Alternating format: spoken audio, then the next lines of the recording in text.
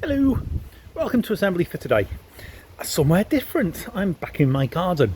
Now, today this week we've got our STEM week, and I'm going to see if I can do some STEM activities from my garden. Okay, let's see. STEM. Somebody remind me what it stands for. Go on, see if you can remind each other, remind yourselves in class.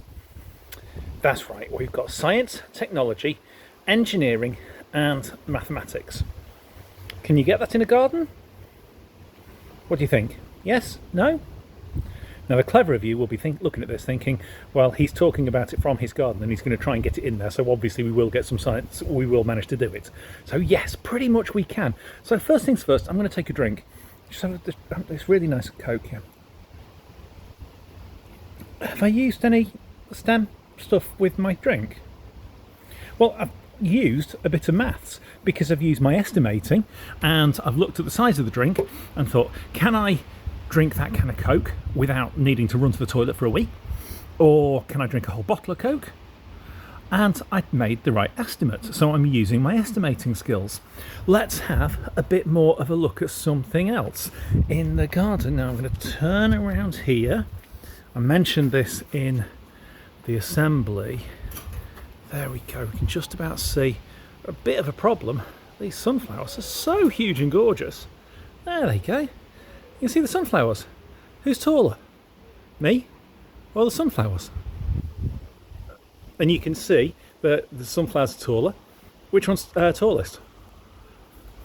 The one on the left of the screen or the one towards the middle of the screen? Near my head. And you can see, there we go, we've got that taller language. So you can see that one is taller. And what about if we were to, here we go, count the leaves? Could you, and again, we've got all of these things where we're using our mathematical language. So I've got bits of maths. Now, is it the case, do you think, where a bit of maths is to do with which is taller, which is shorter, and to do with counting things? Or is there more to it than that? You're right, there probably is. So let's have a look at, this is my patio, and it got put down last summer. Was there any maths involved in that? Or was it just people lifting stuff and putting it on the right place with a bit of concrete, with a bit of cement? What do you think? Well, that's right, there was lots of maths involved because we needed to measure out how far we got, the shape we got. We needed to plan how many patio slabs of each size that we needed. We needed to calculate how much cement that we were going to need, how many bags of cement, and we needed to plan how long the whole thing was going to take so that we knew how much money we could spend on it. So there's lots of maths involved. So we could find all of those different things, even to do with setting a budget. So knowing that I got however much money set aside so that I could make, or I could ask people to help make my patio for me. So we've got maths involved in it. And that is kind of where the engineering side of things comes in as well. Because originally, the garden kind of sloped up to the top. Can you see we've got the steps there? So the steps weren't there, and the gardeners came and dug out the patio and made the steps so that I can step up and walk along to the top of the garden and then put in the beds there, okay, and the flower beds. So we've got all of that engineering. And it's not like engineering like big engines and electric cars and jet engines and stuff like that, but it's all part of that engineering process. Okay, so when we think about that engineering process, we've got building as well. And there's the house. Okay, you've got the patio door, which I've left open, and that takes engineering and maths. How many bricks are there? Can you count them? Nope. But you can multiply the number of bricks on each row by the number of rows high, and then you can work out how much weight the roof is going to take So how much the roof is going to weigh, so you can think about how much wood is underneath the roof to hold those roof tiles up. And you've got all of these things, the engineering that's going on. So we've got all of these things, and they're just all around you all the time. So what about the science and the technology part? How does that work? That's a good question. Has anybody got any ideas? I think we might have some ideas about some of our global goals. What global goals connect to science or technology in the garden? I'll have another drink while you're thinking about it. Well, we talked before about the global goal of life on land, and I've said to you before that I've had bees buzzing all over some of the plants. Now, some of the plants have gone into the compost bin, and composting is really, really important stuff. It's really good to do, and it means that if you put all of your garden waste, all the weeds that you pull out, or the dead flowers into the compost, it will turn into soil. So we also odds bits of wildlife. Mr. Pigeon has come to visit the garden. So we've got our science. Is that life on land, or is it life in the air? We don't have a global goal for life in the air, do we? So let's have a look at how this composting business works. Okay, put your hand up if you've got a compost bin at home. Brilliant, well done. That's really, really good. Put your hand up if you've actually looked inside it and seen that it looks gross and disgusting and horrible. Well, that's the inside of my compost bin. So there are some tea bags, torn up bits of cardboard, banana peel, pepper, leaves. These were leaves of some flowers that had died, and that is bits of sawdust and rubbish that I swept off the patio. There's all sorts of things in there, and it looks like that's just rubbish.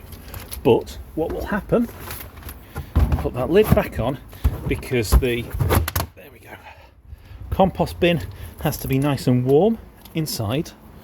So all that bin is warm inside. I'm just going to move this bag out of the way, and then you can see down there, that's the soil that it's turned into. Let's move that stick out of the way. You see there, all that soil, and that was all of the vegetable waste from my kitchen, and all of the grass cuttings from my garden, and it's all been turned to compost. So what do I do with that now? What am I going to use that compost for? What can I do with it? Well, what I'm going to do is walk over here and step over the hammock, because it's in the way now. I'll sit on it. There we go. And this is a really beautiful hydrangea plant. I'll talk to you a bit about that in a moment. But what I've done with the compost is, can you see here, all of this has come from the compost bin. And this is really, really cool, because it means that all of the goodness from those plants is in the soil now, and that's being taken down into the soil by worms, by other creepy crawlies, insects, by microorganisms, and it's rotting down and it's becoming food for this hydrangea. Now, another interesting thing has happened, and I'm just going to have to move along here so that I can find where it's happened. Where are we? Here we go. So I'm going to move this one out of the way. Can you see these? These plants here, they plant. Which way around? There we go. These are tomato plants. If I let them grow, then eventually when they get to maybe as tall as you, they will have tomatoes on them. Now, can anybody tell me why they're there? I'll tell your teacher, tell your partner, however it works. Well, they're there because I put tomatoes into my compost bin. They've maybe gone off, or they hadn't been eaten one day. So they went into my compost bin, but the tomato seeds don't decompose, they don't rot. So the seeds actually started growing in the soil. Now, I've got tomato plants in different places in my garden, which is fine, I just pull them up, I don't want them growing. But, well, Mr. Pigeon's around about a lot at the moment. I've got another one. Now this isn't a tomato plant, and I wasn't sure what it was. I had to Google it so to find out. If you've come across Google Lens, it's really, really good. You take a picture and then it searches for pictures that are the same as that, which makes it really, really helpful if you don't know what something is and you're trying to identify it. You can see that under there is another tomato. This is a pumpkin plant, and when it gets bigger, and these get to be really, really quite big, I'll have pumpkins ready for Halloween. So I think what's happened is that this compost from my compost bin here had pumpkin seeds in it. It must have been from when I cooked pumpkin. I think I had pumpkin soup back in the autumn last year and put some of the seeds into the compost bin, and now they've started to grow. So we've got that science as well. Now another bit of science, because it gets even cooler than just composting and rotting. I'll go back to my hydrangea plant. You can get hydrangeas in lots and lots of colours. Okay, at the moment there's some really nice white ones in, but this is this kind of pinky purpley blue, and here's the plant label for it. So plants usually come with this sort of label, and this is the sort of colour that you would expect the hydrangea to be, with that sort of blue, but it's not, it's pink. You can see here it's just beginning to turn bluey purpley, but it hasn't yet. So what do you do about it? Why isn't it like that? Well, it's to do with the type of soil. Some plants like some certain types of soils. If it's very acidic soil, full of a kind of acid, and we talk about acidic or alkaline soils, then the hydrangea will be different colours. And what you can do is you can put things into the soil to help the plant turn colour. So this only works with hydrangeas. I've actually put some rusty nails into the soil. I've just kind of pushed them down underneath the plant in there, in around the roots, and the rust will provide extra acid in the soil and will help the flower to turn purple. So there you go. You've got a lot of science, engineering and maths in the garden. Now, have we got any technology? Have we got any technology in the garden? Well, I don't know. It depends. You might say yes, you might say no. I do have a little tiny bit of technology in my garden that's going to be a little bit like what some of you have. I've got one of these lights that will turn on at dusk, and it's a motion sensor. So the little white bit underneath will detect my movement on the patio, and when I am walking around, the light will come on at night, because it's detecting body heat. And that's really, really clever. It's really good. But actually, really important. So this is my garden. Have a look for the technology.